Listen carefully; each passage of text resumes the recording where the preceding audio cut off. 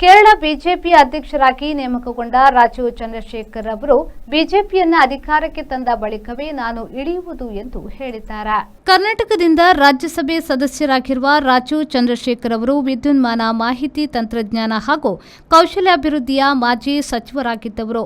ಗುಜರಾತಿನ ಅಹಮದಾಬಾದ್ನಲ್ಲಿ ಹುಟ್ಟಿದ ಕೇರಳದ ನಾಯರ್ ಕುಟುಂಬದ ರಾಜೀವ್ ಚಂದ್ರಶೇಖರ್ ಅವರು ಯುಎಸ್ಎಯ ಇಲಿನಾಯ್ಸ್ನಲ್ಲಿ ಓದಿ ಬಂದವರು. ಲೂಪ್ ಮೊಬೈಲ್ ಎಂಬ ಚಿಪ್ ತಯಾರಿಕಾ ಸಂಸ್ಥೆ ಸ್ಥಾಪಿಸಿರುವ ಅವರು ಇತರ ಉದ್ಯಮದಲ್ಲೂ ತೊಡಗಿಕೊಂಡಿದ್ದಾರೆ. ಅವರು ಏಷ್ಯಾ ನೆಟ್ ಮಾಧ್ಯಮದ ಮಾಲೀಕರೂ ಹೌದು.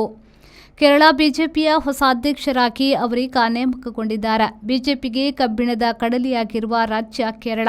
ನಾನು ಬಿಜೆಪಿಯನ್ನ ಕೇರಳದಲ್ಲಿ ಅಧಿಕಾರಕ್ಕೆ ತಂದ ಬಳಿಕವೇ ರಾಜ್ಯ ಬಿಜೆಪಿ ಹುದ್ದೆಯಿಂದ ಇಳಿಯುವುದು ಎಂದು ಅವರು ನೇಮಕವಾದ ಬೆನ್ನಿಗೆ ಹೇಳಿಕೆ ನೀಡಿದ್ದಾರೆ. ಬೆಂಗಳೂರಿನ ಬಿಪಿಎಲ್ ಗುಂಪಿನ ಸ್ಥಾಪಕ ಟಿಪಿಜಿ ನಂಬಿಯಾರ್ ಮಗಳು ಅಂಜು ರಾಜೀವ್ರ ಮಡದೆ. ಇಬ್ಬರು ಮಕ್ಕಳ ತಂದೆಯಾದ ಅವರಿಗೀಗ 60.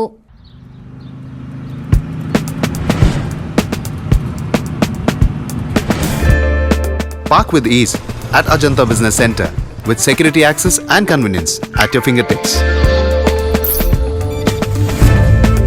Step into a welcoming lobby where a warm smile greets you and your clients. With top-tier amenities, Ajanta set the stage for our success, leading us to Ashoka Business Center as our next upgrade. Invest in workspaces managed by Vortex. Invest smart. Invest in Mangaluru.